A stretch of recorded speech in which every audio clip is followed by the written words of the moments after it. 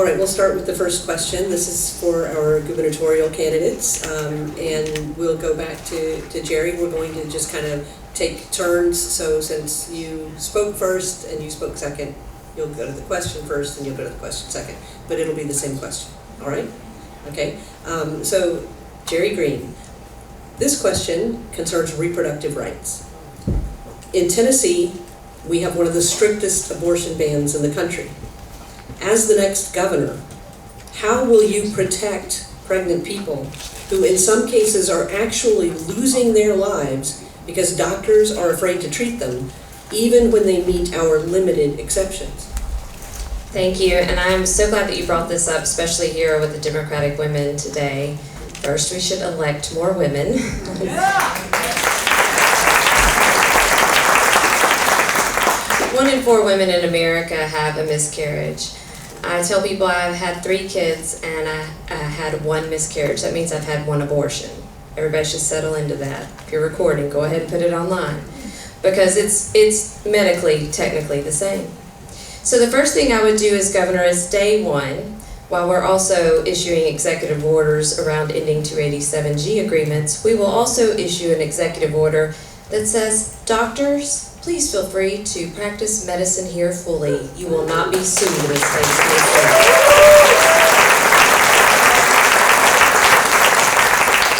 Beyond that, we know that we are likely facing a supermajority in the GOP with the legislature. But I have worked in my time in government on a Black Midwife Fellowship program because Memphis has one of the highest fetal and maternal mortality rates. And that program led to 89 births in our first year and 112 in the second year. And I got Democrat and Republican support because whatever your stance is on abortion, you believe that mothers and babies should be born healthy.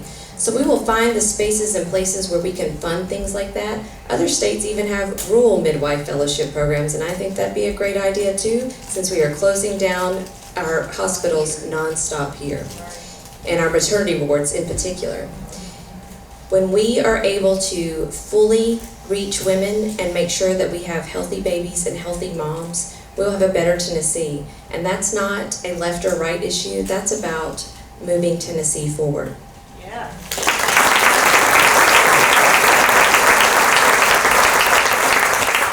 Thank you. Dr. Atwater, the same question. I'll repeat it if you want me to. In Tennessee, we have one of the strictest abortion bans in the country.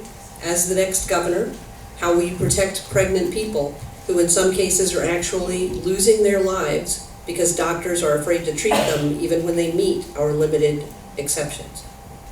I first believe that a woman have full control of her body. That's the first thing. Secondly, before we address abortions, we have to go back and address the root causes.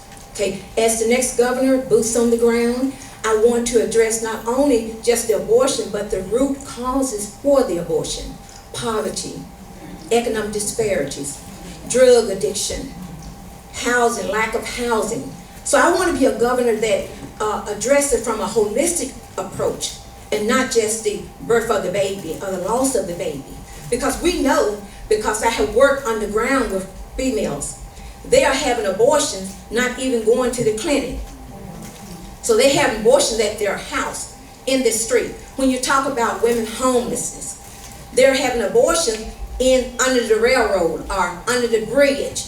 So as the next governor, I want to bring realistic values and realistic goals in order to address that issue.